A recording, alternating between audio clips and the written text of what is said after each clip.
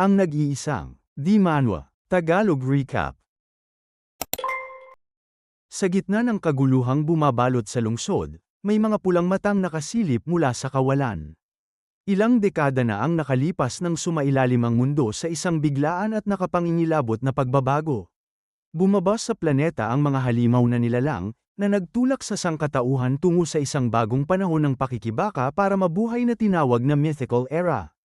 Upang lumaban, nagsimulang magising ang mga tao sa kani-kanilang combat classes, na nagkakaloob sa kanila ng mga mahiwagang kakayahan upang maitaboy ang kadiliman at mapataas ang kanilang lakas. Magkatabing lumaban ang mga mandirigma at salamangkero laban sa walang humpay na alon ng mga halimaw, at unti-unting nakalikha ng lugar na maaaring tirhan ng sangkatauhan. Isang bayani ang nakatayong matagumpay sa ibabaw ng napakalaking halimaw na kanyang napatay. Sa panahong ito, ang lakas ng mga awakened ang nagtatakda ng lahat. Sa Haicheng High School, nagtipon ng napakaraming tao para sa pinakamahalagang araw ng kanilang buhay dahil magsisimula na ang awakening ceremony. Isang kumikinang na formation ang umiikot sa gitnang patungan kung saan matutuklasan ng mga estudyante ang kanilang mga kapalaran. Si Combat Instructor Luhu, isang lalaking may makapal na balbas at nakasuot ng leather trench coat, ay sumigaw sa karamihan. Ipinaalala niya na ang magiging resulta ngayong araw ang huhubog sa kanilang buong kinabukasan. Naghihintay sa pila ang mga estudyante habang mabigat ang tensyon sa paligid, at umaasa si Luhu na makukuha ng bawat isa ang class na matagal na nilang pinapangarap. Kabilang sa kanila si Fang Ju, isang gwapong binata na may magulong itim na buhok at kulay lilang mga mata. 18 taon na niyang hinihintay ang sandaling ito mula nang mag-transmigrate siya sa mundong ito. Tinawag ni Luhu si Fang Ju upang lumapit, at agad itong sumagot bilang pagkilala. Lumakad siya patungo sa patungan na may kalmado ngunit determinado ang ekspresyon habang nakasunod sa kanya ang lahat ng tingin. May ilang dalagitang nagbubulungan sa malapit, hinuhula ang magiging priest siya dahil lamang sa kanyang magandang mukha. Si Lurenja, isang binatang blonde na may matinik na buhok, ay ngumisi ng may paghamak sa narinig niyang tsismisan.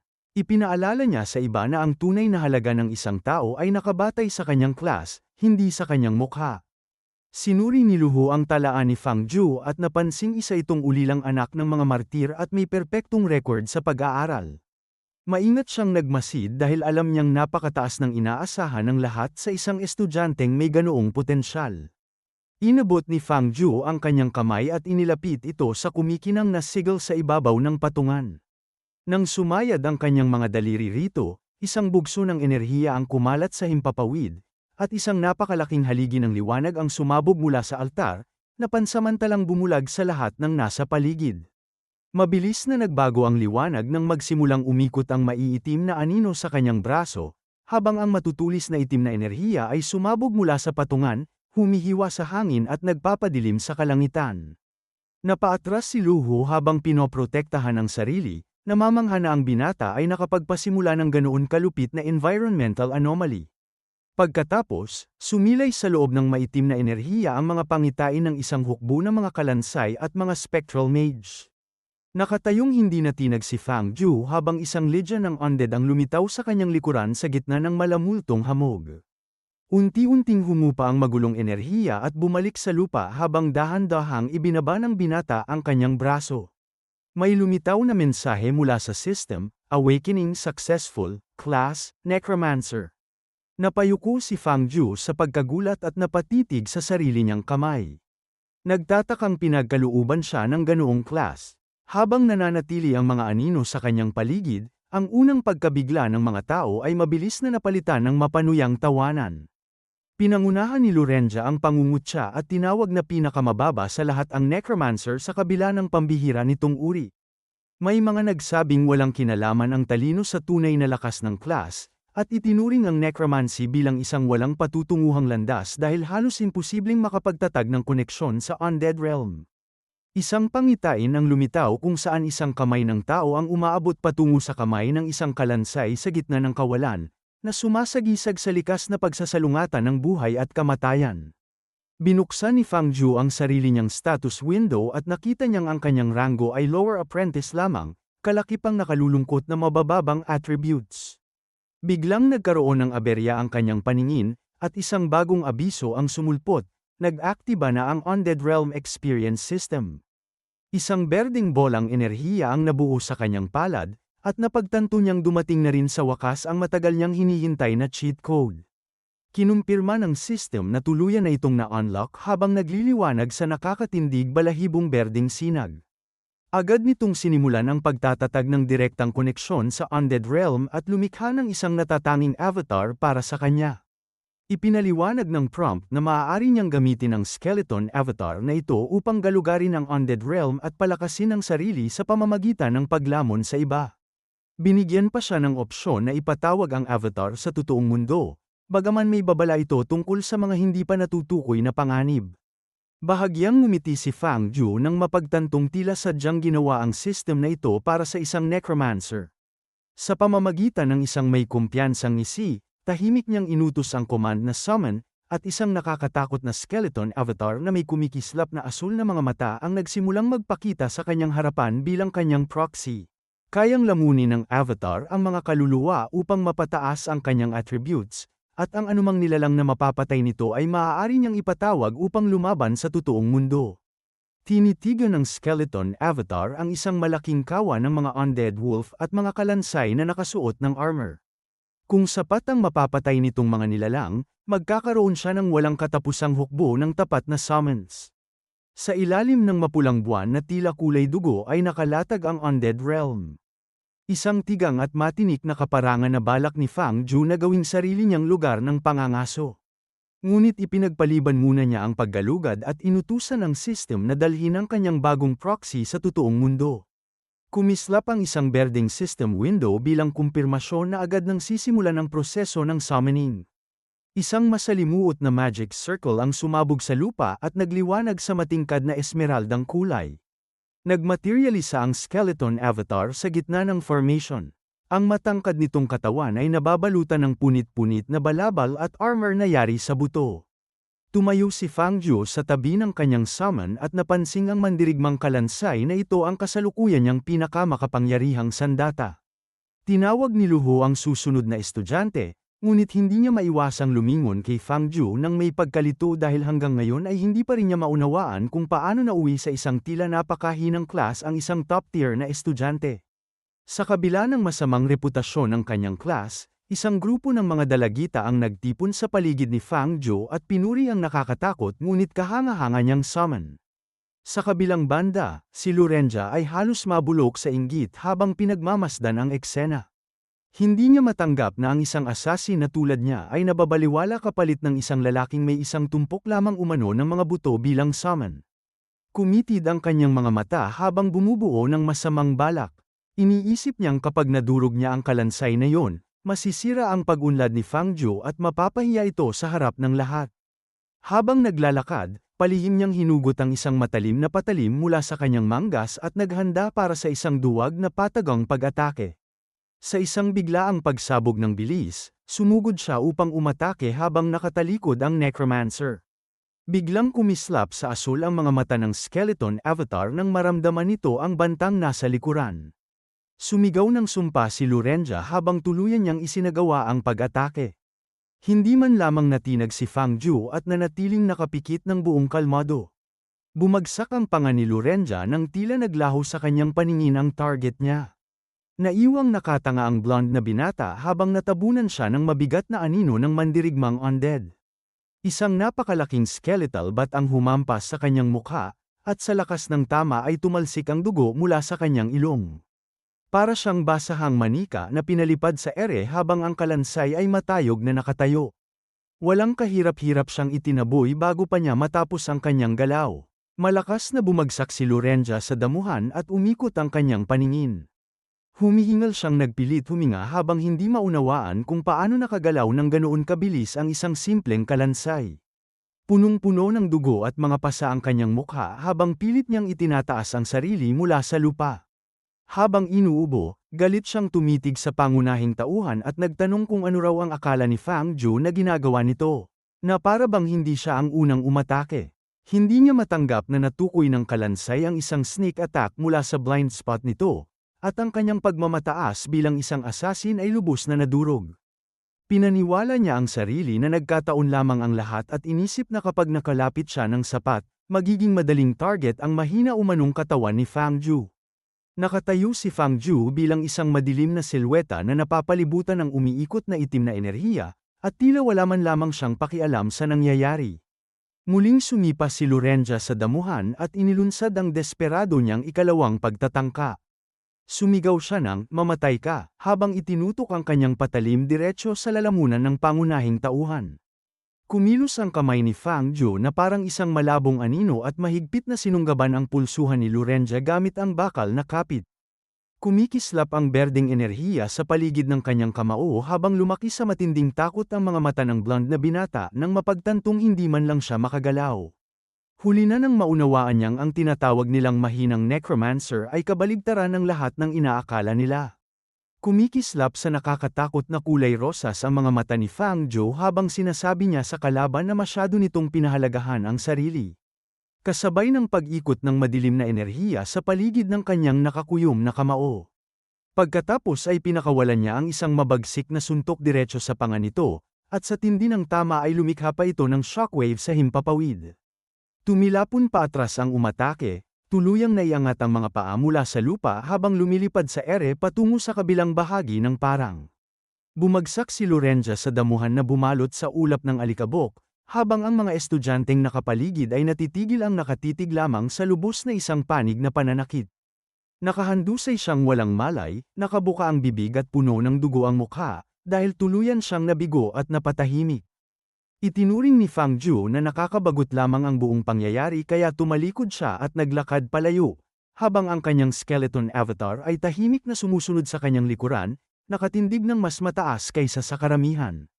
Dumating si Luhu sa lugar at nagtanong kung ano ang dahilan ng kaguluhan, at mabilis namang ipinaliwanag ng mga estudyante kung paano nagawang pabagsakin ng mahinang necromancer sa isang suntok ang isang assassin. May ilang estudyante ang nagmadaling tulungan ng dugoang si Lorenza, na wala pa ring malay sa lupa. Kalaunan ay sumigaw si Lorenza ng desperadong pagbabanta laban sa lalaking matagal nang nakalayo, kahit na ang kanyang mukha ay halos hindi na makilala sa tindi ng pinsala. Matayog na nakatayo ang gusali ng paaralan sa ilalim ng maliwanag na sikat ng araw sa hapon, na tila walang kamalay-malay sa pagbabagong naganap sa kanilang panlipunang hirarkiya. Humanap si Fang Ju ng isang tahimik na sulok sa pasilyo kung saan walang makagagambala sa kanya. At tinawag niya ang kanyang system, handa nang simulan ang susunod na hakbang. Isang kumikinang na prompt ang lumitaw sa kanyang kamay, nagtatanong kung nais na ba niyang simulan ang karanasan sa Undead Realm. Tinitigan niya ito ng may determinasyon dahil alam niyang ang paglalakbay na ito ang tutulong sa kanya upang higit na maunawaan ang kanyang class. Bukod pa rito, sabik na siyang simulang lamunin ang iba pang undead upang mapalakas ang sarili niyang kapangyarihan. Napangisi siya habang lalo pang tumitindi ang enerhiyang bumabalot sa kanya. At naisip niya kung magiging kasing dali nga ba ng inaasahan niya ang kanyang plano para sa mabilis na paglakas. Pinagnilayan ni Fang Ju ang mga panganib na naghihintay sa Undead Realm.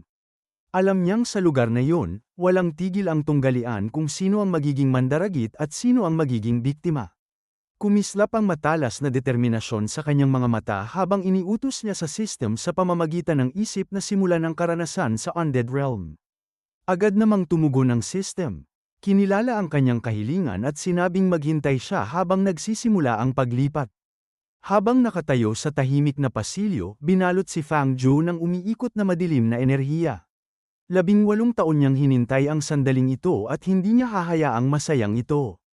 Isang kumikinang na berdeng prompt ang lumitaw upang balaan siya tungkol sa mga hindi pa nalalamang panganib.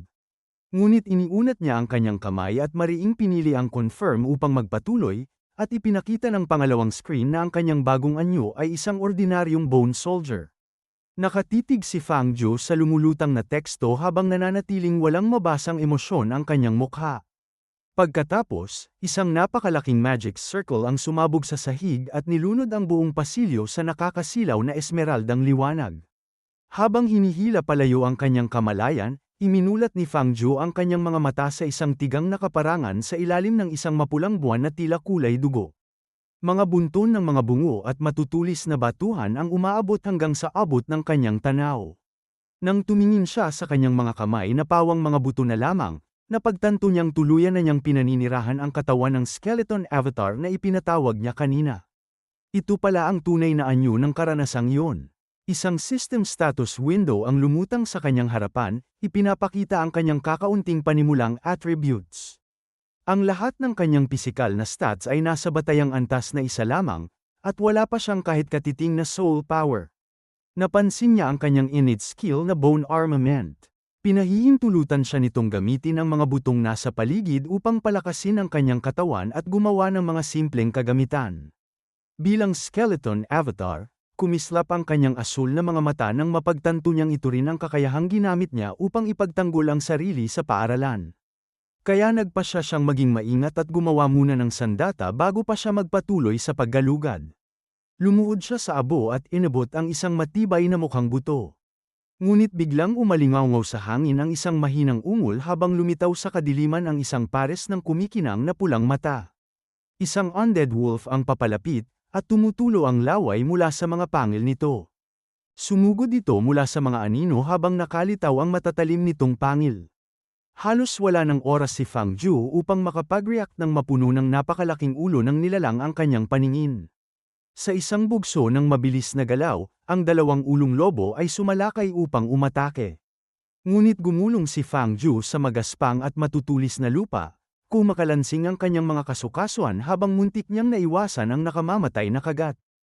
Nagawa niyang makatayo muli at hinarap ang dalawang ulong halimaw. Napagtanto niyang mas mapanganib pa ang undead realm kaysa sa inilalarawan ng system. Kinulong siya ng lobo sa isang sulok, at ang mabangis nitong paghinga ay kita sa malamig na hangin habang mahigpit na nakahawak ang kalansay niyang kamay sa magaspang na lupa sa paghahanap ng pagkakataong makaganti. Bigla namang may dalawang skeletal hand na sumulpot mula sa lupa at mahigpit na kumapit sa kanyang binti. Tahimik siyang napasinghap sa pagkabigla habang inalog siya ng halimaw na para lamang isang laruan. Kinaladkad siya ng lobo sa maruming lupa habang kumikiskis ang mga ngipin nito sa kanyang mga buto. Pilit niyang sinisipa ang nilalang upang makawala, ngunit naninibago pa siya sa pagkontrol sa bagong katawang ito kaya naging malamya ang kanyang mga galaw. Tumilapon siya patungo sa isang batuhang pormasyon, at ang lakas ng pagkakabangga ay nagpadala ng nakakayanig na dagok sa buo niyang katawan. Agad siyang nagmadaling bumalik sa depensibong posisyon. Pagkatapos, tumalon sa ere ang skeleton avatar at sinubukang magpakawala ng isang malakas na sipa sa ulo ng lobo. Halos hindi man lang natinag ang nilalang nang tumama rito ang butong paa. Umalingaw-ngaw lamang ang isang mapurol na tunog, ngunit wala itong naidulot na anumang pinsala. Muling umungol ang lobo at naghanda para sa panibagong pagsalakay, at doon napagtanto ni Fang Ju na mas mahirap kontrolin ang katawang kalansay kaysa sa inaasahan niya. Hirap siyang iayon ang kanyang mga galaw sa bilis na kinakailangan upang lumaban. Muli siyang tinangkang salakayin ng lobo mula sa kanyang likuran. Nakatuon ang pag-atake sa kanyang gulugod. Sinubukan niyang umiwas at pumihit, ngunit dahil sa walang humpay na paglusob ng halimaw ay wala siyang anumang puwang upang makatakas. Nang sumunod na sandali, natagpuan ni Fang Ju ang sarili na na-corner sa gitna ng bunto ng mga buto habang papalapit ang dalawang ulong lobo upang tapusin siya. Kailangan niyang gamitin ang kanyang kapaligiran kung ayaw niyang mapunit ng buhay. Muling sumugod ang kambal-ulong undead wolf, kumikislap ang apat nitong mata sa mabangis na pagkagutom. Habang inihanda ni Fang Ju ang sarili para sa banggaan, inactivate niya ang kanyang bone armament skill at hinigup ang nagkalat na mga labi mula sa lupa patungo sa kanyang kalansay na kamay. Nagsanib ang mga piraso ng buto at nabuo ang isang napakalaki at matalim na side na kumikislap sa bughaw na enerhiya. Sumigaw ang skeleton avatar habang ibinabagsak nito ang side at malakas na hinampas ang lobo. Isang marahas na pagsabog ng liwanag at mga spark ang sumiklab nang tumama ang mabigat na blade. Napaatras ang halimaw, at ang isa nitong ulo ay mabilis na umiwas sa gilid. Hindi huminto si Fang Ju at agad na hinarap ang ikalawang ulo. Paulit-ulit niyang pinaghahampas ang bumagsak na lobo, gumagalaw ang kanyang kalansay na braso sa halos mekanikal na ritmo habang unti-unti siyang nasasanay sa lakas ng bagong katawan.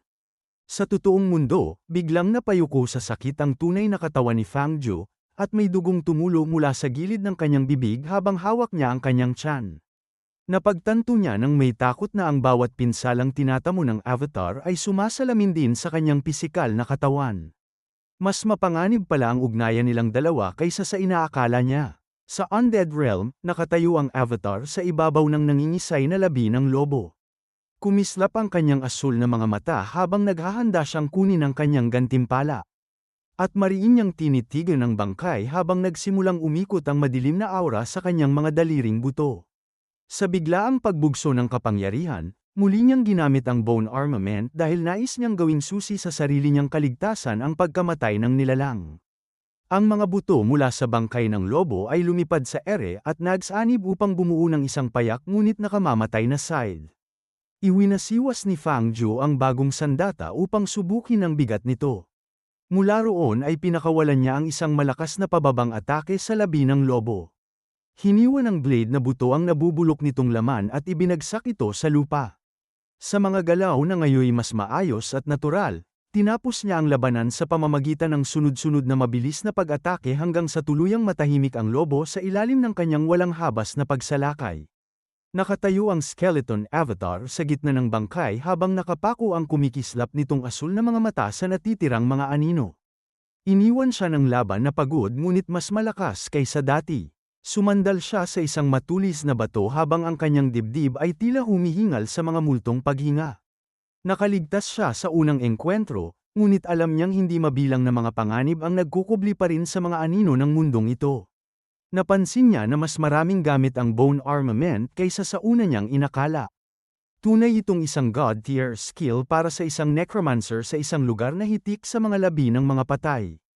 Habang nagsisimulang matunaw ang katawan ng lobo, isang maliit na kumikislap na bughaw na apoy ang umusbong mula sa bangkay nito. Pinagmasdan yun ni Fang Zhou nang may pag-uusisa. Iniisip kung anong panibagong lihim ang kanyang natuklasan. Tinitigan ng skeleton avatar ang kanyang kamay kung saan pumipintig ang isang matingkad na bughaw na orb ng liwanag na naglalaman ng kakaibang enerhiya.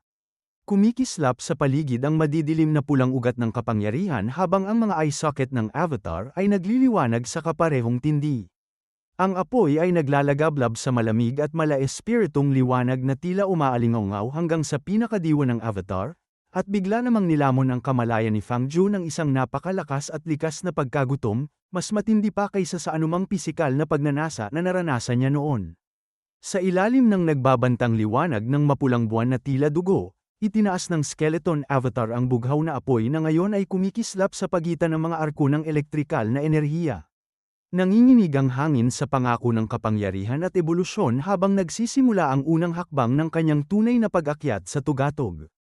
Sa tigang na Undead Realm, ibinuka ng skeleton avatar ang panga nito at nilamon ang kumikislap na bughaw na soulfire. Agad namang lumitaw ang isang prompt mula sa system upang kumpirmahin ang matagumpay na pag-ani. At nagsimula ng tumaas ang kanyang attributes. Bagaman maliit lamang ang pagtaas, malinaw na nadagdagan ang kanyang strength batay sa mga numero. Sinuri ng skeleton avatar ang sarili nitong palad na yari sa buto at napagtantong marahil ay isa itong epekto ng natatangi nitong bone armament skill. Sinilip nito ang kanyang soul power, na kasalukuyang nasa nakakaawang antas na 0.1 lamang, at napaisip kung ano nga ba ang tunay na silbi ng attribute na ito. Ipinaliwanag ng system na maaaring gamitin ang soul power upang bumuo o maghinuha ng mga bagong skills. Pataasin ang potensyal, o kahit ay upgrade ang mga kagamitan. Kumuyom ang mga ngipin ng kalansay habang naging malinaw ang landas na dapat nitong tahakin. Upang lumakas, kailangan nitong galugarin ang impyernong mundong ito, katayin at lamunin ang lahat ng hahadlang sa daraanan nito upang pilitin ang sariling sumailalim sa ebolusyon. Sa isang saglit, nagsanib ang kambal na kamalayan ni Fang Zhou, at ang kanyang mga matang pantao ay nagpakita ng kaparehong malamig na determinasyon gaya ng kanyang kalansay na katapat. Nakatayo siya sa tuktok ng isang matulis na tore ng bato habang pinagmamasdan ang mundong nakakulong sa ilalim ng isang walang hanggang mapulang buwan. Tumingin siya sa dagat ng mga butong nakalatag sa ibaba at ipinahayag na patuloy siyang lalakas ng walang hangganan. Isang biglaang paggalaw sa di kalayuan ang nakatawag pansin sa skeleton avatar, dahilan upang huminto ito at magsiyasat. Isa pang kalansay, isang apprentice level na hamak na mandirigma, ang dahan-dahang lumapit habang may hawak na dalawang kalawanging blade. Hindi nag-atubili ang avatar ni Fang Zhu at agad na inactivate ang bone armament upang lumikha ng isang matulis at magaspang na sibat na humuhuni sa lakas. Sumugod ito at tinuhog ang apprentice skeleton, na agad ding nagbigay ng panibagong pagtaas sa kanyang stats. Sa bawat pag-atake, lalo pang bumibilis at tumitibay ang avatar habang sumisipsip ng mas maraming soul power. Lalong nagningas ang bughaw na apoy sa mga eye socket nito habang nararamdaman ang pagdaloy ng lumalakas na kapangyarihan sa kabuuan ng kanyang katawan. Maging ang mga binti nito ay tila naging mas matatag, pinatitibay ng tuloy-tuloy na agos ng necrotic na enerhiya. Nakatayo ito sa gitna ng mga labi ng mga napatay nito, at ang kanyang strength at soul power ay mas mataas na ngayon kumpara noong una siyang dumating.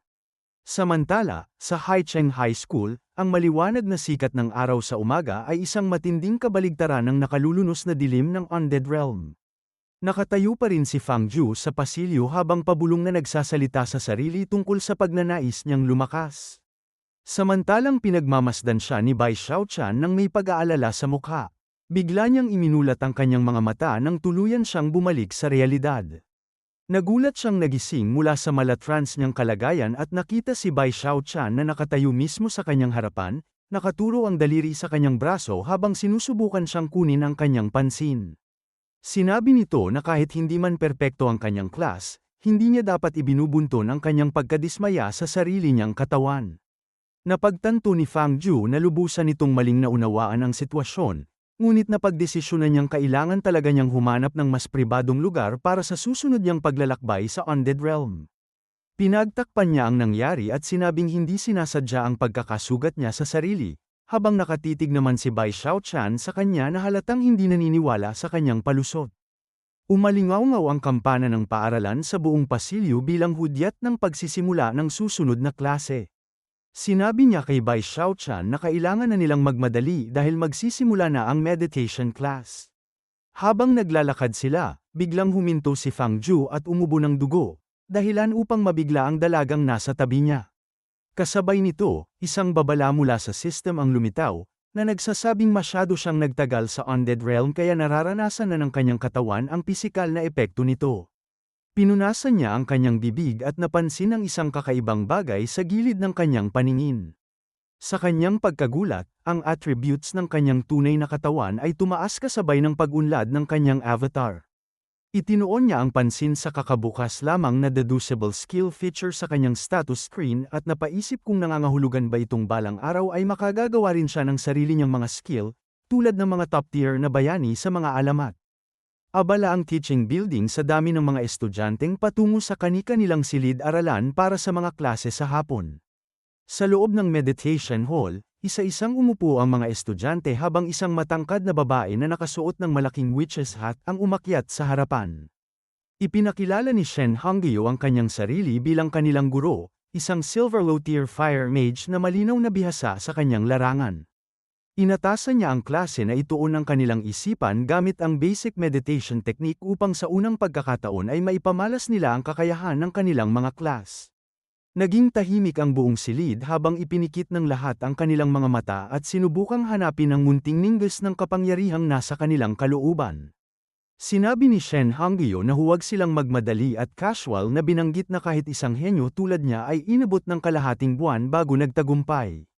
Agad namang natukoy ng system ni Fang Zhu ang maaaring matutunang skeleton meditation technique at inalok siyang i-dose ito kaagad hanggang sa entry level. Walang pag-aatubili, iniabot niya ang kanyang kamay upang pindutin ang yes sa screen, handang laktawan ang mga linggo ng pagsasanay na ipinagmamalaki pa lamang ng kanyang guro. Kinumpirma ni Fang Zhu ang prompt ng system sa pamamagitan ng determinadong yes, habang umiikot ang mga berdeng rune sa paligid ng kanyang ulo. Isang mala-espiritong imahe ng kanyang skeleton avatar ang kumislap sa ibabaw ng kanyang mukha habang ang kaalamang iyon ay direktang dumadaloy papasok sa kanyang isipan. Pagkatapos ay tumunog ang isang system notification bilang kumpirmasyon na matagumpay niyang na-master ang skeleton meditation technique sa napakaikling panahon. Halos hindi makapaniwala si Fang Zhu kung gaano ito kadali, at doon niya napagtanto na napakalayo na ng kanyang lamang kumpara sa iba pang estudyante sa klase. Higit pa pala ito sa simpleng pagkuha ng kaalaman. Habang nakaupo siya sa loob ng silid-aralan, ang kanyang skeleton avatar ay nakahandang kumilos sa undead realm. Napagtanto niyang para siyang may 24 oras na cultivation cheat code. Isang kakayahang tinawag niya bilang innate holy body of a necromancer. Isang bagong babala mula sa system ang lumitaw at nagsabing ang pagpasok sa undead realm ay kumokonsumo ng spirit, ibig sabihin ay hindi siya maaaring magpabaya sa alinmang mundo. Muli niyang ipinikit ang kanyang mga mata at sumisid pabalik sa madilim na dimensyon upang simulan ang kanyang susunod na pag-ani. Rumagasa ang skeleton avatar sa kaparangan habang nagniningas ng maliwanag ang bughaw na apoy sa mga eye socket nito.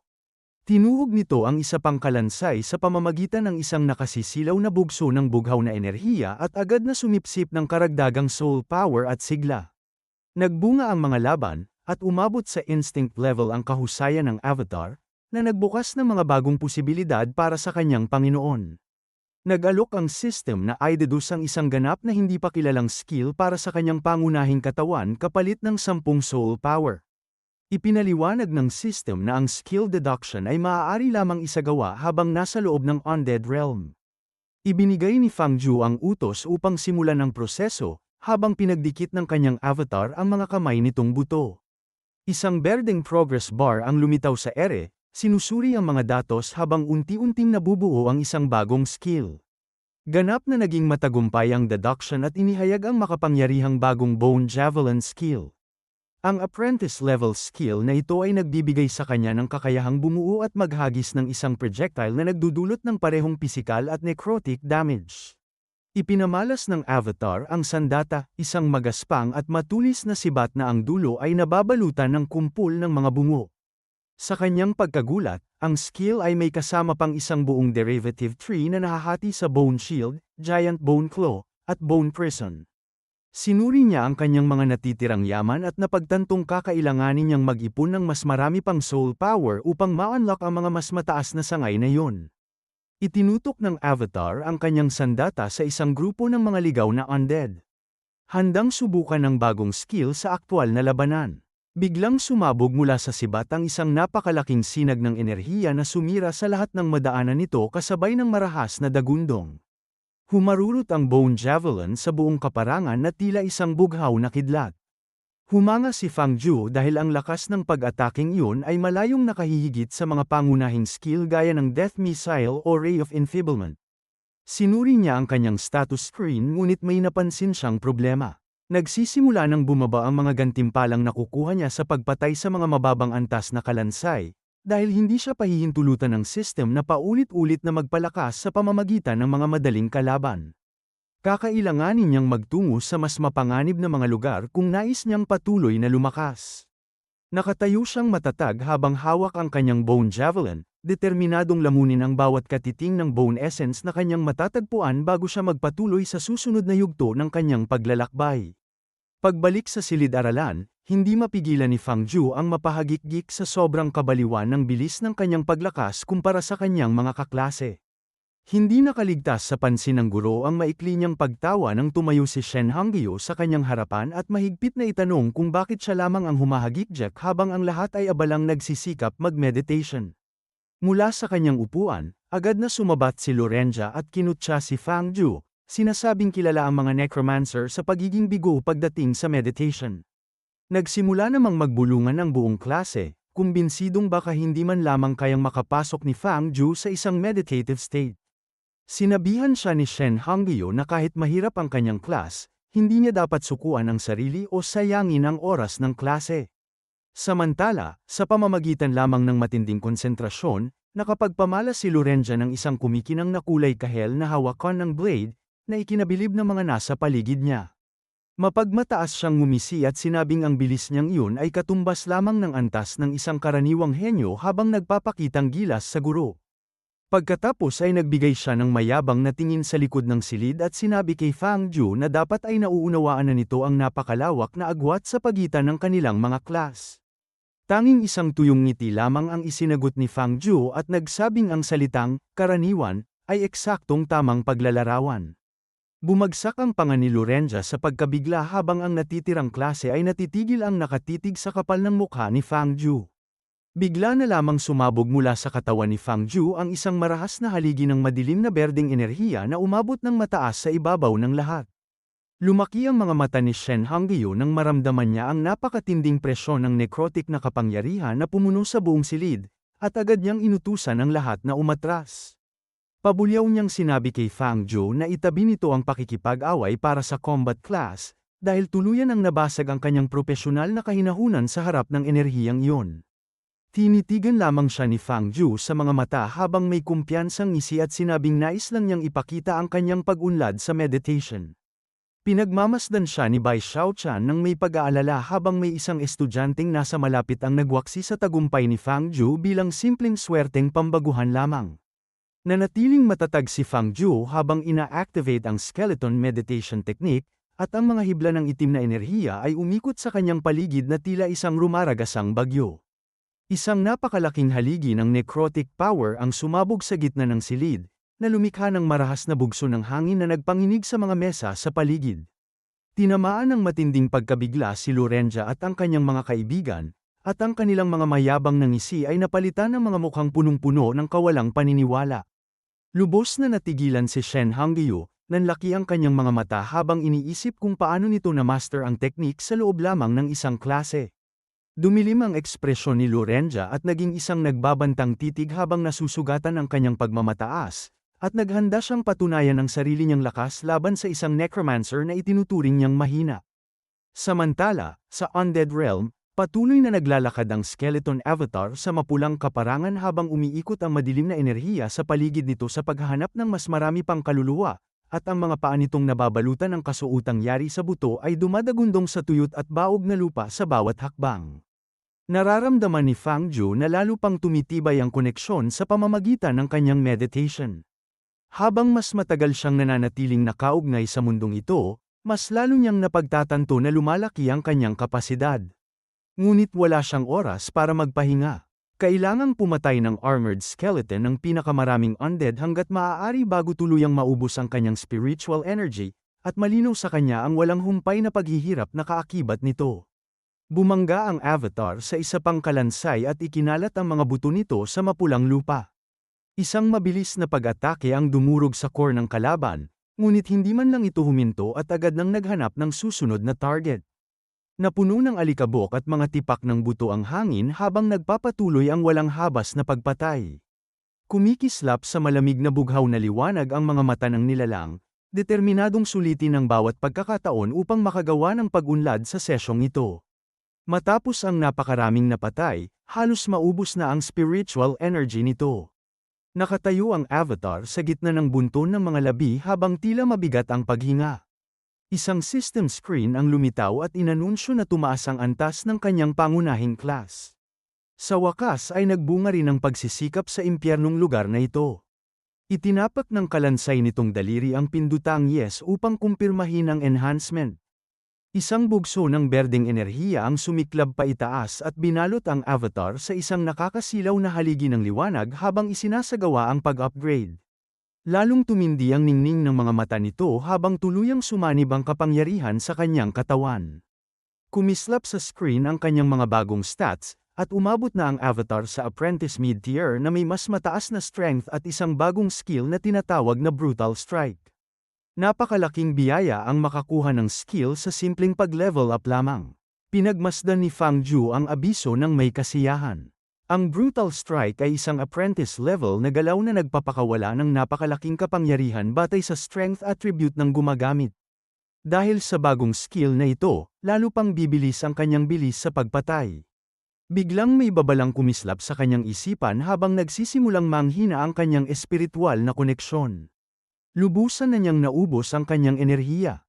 Lumuhod ang avatar sa isang tuhod habang sa wakas ay dinatnan siya ng epekto ng sapilitang meditation. Samantala, sa Haicheng High School, abala at puno ng sigla ang athletic field. Isa itong matinding kabaligtaran ng madilim na undead realm na kanyang iniwan. Nakayukong nakaupo si Fang Ju sa isang bangko habang hawak ang kanyang ulo dahil sa matinding sakit. Mapanganib ng mababa ang kanyang spiritual energy, at kitang-kita yon sa kanyang kalagayan. Lumapit si Bai Xiaochan na may bakas ng matinding pag-aalala sa mukha at tinanong kung ano ang nangyayari. Dahil para raw siyang multo sa hitsura niya sa buong linggo. Binaliwala yun ni Fang Ju at sinabing nasobrahan lamang siya sa mga sesyon ng pagsasanay. Sa loob-loob niya, napagpasyahan niyang kailangan niyang maging mas maingat sa pagpasok sa undead realm kapag may mga taong nasa paligid. Sa kabilang bahagi ng field, naglakad si Lorenza kasama ang kanyang mga alalay habang malakas na kinukutya ang walang kwentang necromancer class. Iginiit niyang sapat na ang kaunting meditation upang tuluyang bumagsak si Fang Ju. Agad namang sumagot si Bai Xiaochan at sinabing sumusobra na sila. Nagkibit balikat lamang ang blonde na binata at ipinilit na sinasabi lamang niya ang malinaw na katotohanan tungkol sa tunay na lakas. Lumapit pa si Lorenza at hayagan ang nagbanta kay Fang Ju. Tinanong niya kung kailangan pa ba ng basurang tulad nito ng panibagong leksyon upang malaman kung sino talaga ang mas nakatataas. Upang patunayan ang kanyang sinasabi, inilabas ng hambog na binata ang isang patalim na nagliliwanag sa matalim nitong aura. Ipinagmalaki niyang sapat na ang isang galaw upang tapusin ang laban ngayong natutunan na niya ang isang class skill. Biglang umalingaw-ngaw ang isang malakas na tinig na pumutol sa tensyon nang dumating si Lu Hu sa lugar. Agad niyang inutusan ang lahat na itigil ang kaguluhan. Nakatayong tila nakapangyayari si Lu Hu sa harap ni Lorenza habang pinagsasabihan ng buong klase na ang kanilang mga skill ay para sa pangangaso ng mga halimaw at hindi para sa pakikipag-away sa sarili nilang mga kaklase. Kaagad namang umatras si Lorenza, at pagkatapos ay hinarap ni Lu Hu si Fang Ju at sinabing nakita niya ang mga marka nito sa meditation at inaasahan niyang ganoon din kasipag ang ipapakita nito sa combat class. Pinagmasdan siya ni Fang Ju habang papalayo at napagtantong marahil ay nagmamalasakit din ang guro sa kanya sa sarili nitong magaspang na paraan. Umalingaw-ngaw sa buong field ang utos na pumila, at nagmamadaling pumwesto ang mga estudyante sa kanilang mga hanay. Sumenyas si Lu Hu sa isang assistant upang ilabas ang mga kagamitang pang-ensayo.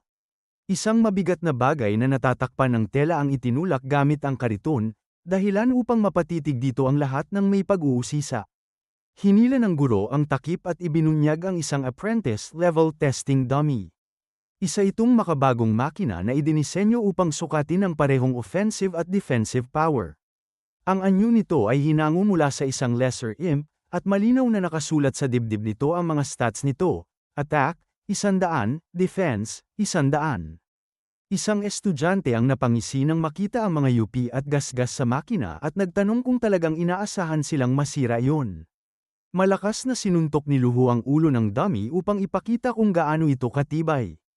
Itinuro niya na wala pang freshman sa kasaysayan ng paaralan ang nagawang sirain ang isa sa mga iyon. Itinaas pa niya ang pusta sa pamamagitan ng pangakong magbibigay ng 20 contribution points sa sinumang makapagdidismantle sa makina gamit ang sarili nitong lakas sa araw na iyon. Agad nitong nakuha ang interes ni Fang Ju. Sa mundong ito, ang mga puntos na iyon ang pinakamahalagang salapi para makabili ng mga kagamitan at bihirang mga skill. Nagkagulo sa pananabik ang mga estudyante, nagsisigawan at nagtataas ng mga kamay upang maunang sumubok. Isang sabik na binata ang lumapit, at sumasayaw na ang apoy sa kanyang mga braso habang inihahanda niyang ibuhos ang lahat ng kanyang lakas. Nagpakawala siya ng isang napakalaking fireball na nilamon ng umaatungal na apoy ang mekanikal na dummy. Inakala niyang napakalakas ng kanyang pag-atake, ngunit hindi tumugma ang naging resulta sa kanyang inaasahan. Sinuri ni Lu Hu ang kanyang tablet at ibinigay ang nakadidismayang balita. Ang attack power ay umabot lamang sa 48. Natigilan ang estudyante at hindi maunawaan kung bakit ganoon kababa ang puntos ng kanyang pinakamagarbong galaw. Sumunod naman ang isang swordsman na sumugod habang kumikislap ang kanyang blade at nagsagawa ng isang mapaminsalang pag-atake. Sa kabila ng lakas ng kanyang paglusob, kumislap lamang sa 41 ang numerong lumitaw sa dibdib ng dummy. Isang arkero naman ang sumunod at pinakawalan ng isang petrifying arrow na nagliliwanag sa kakaibang kulay teal. Tumama ito nang may malakas na tunog at naitaas ang marka sa 50, ngunit napakalayo pa rin ito sa kinakailangang antas upang maabot ang layunin. Ipinahayag ni Lu Hu na natapos na ang lahat ng common classes sa kanilang pagsubok. Tinawag niya ang mga estudyante mula sa mga special classes upang lumapit, habang nililibot ng kanyang tingin ang mga natitira pang mag-aaral. Nanlumo ang karamihan sa mga estudyante nang mapagtantong kahit ang pinakamahuhusay sa kanila ay hindi man lang nakaabot sa markang 60. Unti-unti silang nawala ng pag-asa, kumbinsidong halos imposibleng makuha ang 20 contribution points na iyon. Tahimik na nakatayo si Fang Ju habang sinusuri ng mabuti ang mekanismo ng dummy gamit ang mapanuring tingin. Napagtanto niyang ang kanyang mga kalansay ang pangunahing sandata niya sa pag-atake at napaisip kung kaya bang tanggapin ng makina ang pinagsama-samang pinsala mula sa maraming pinagmumulan. Dumaan sa kanyang tabi si Lorenza na may mapagmataas na ngisi, kumbinsidong si Fang Ju ang magtatapos sa pinakahuling pwesto. Sabik siyang ipakita ang agwat ng kanilang lakas ngayong na-master na niya ang isang tunay na class skill. Mabilis na sumugod ang hambog na blonde na binata patungo sa dummy habang inilalabas ang kanyang sandata, handang ipakita sa lahat kung ano talaga ang kayang gawin ng isang hidden class. Punong-puno siya ng kumpiyansa, tiwalang makapagtatala siya ng record na hindi maaabot ng sinuman sa kanila. Gumamit siya ng Phantom Dagger, at isang pulang guhit ng enerhiya ang humiwa sa metal na target. Kumislap ang digital screen at huminto sa markang 80, dahilan upang mapasinghap sa pagkagulat ang mga nanunood. Lumingon si Lorenza sa grupo at buong yabang na ipinagmalaki ang kapangyarihan ng kanyang Phantom Assassin class. Kinutya niya ang iba upang tiyaking alam ng lahat na nasa sarili niyang antas ang kanyang kakayahan. Hindi naman humanga si Luhu sa walang saysay na pagyayabang at agad niyang tinawag si Mortal Leaf upang siya naman ang sumunod.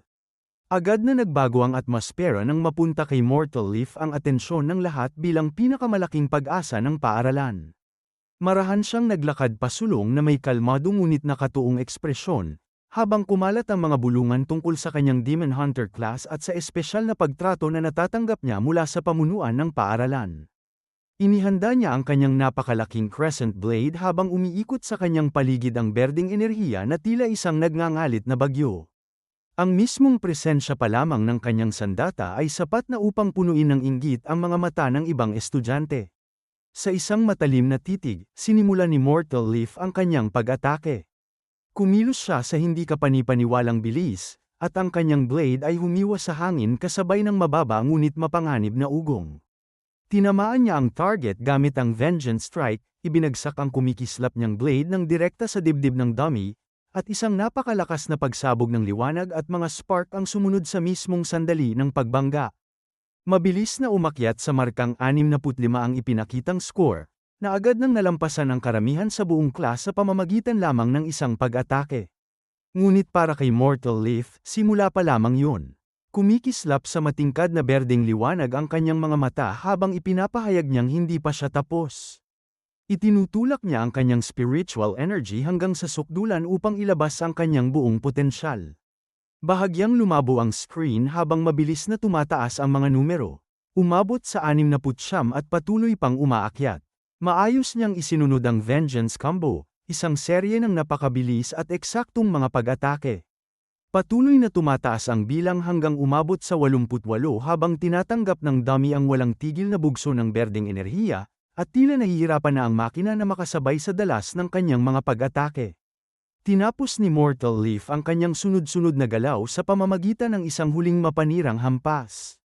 Kumislap ang digital display at ipinakita ang perpektong markang 100, na naging pinakamataas na score na nakamit ng sinumang freshman.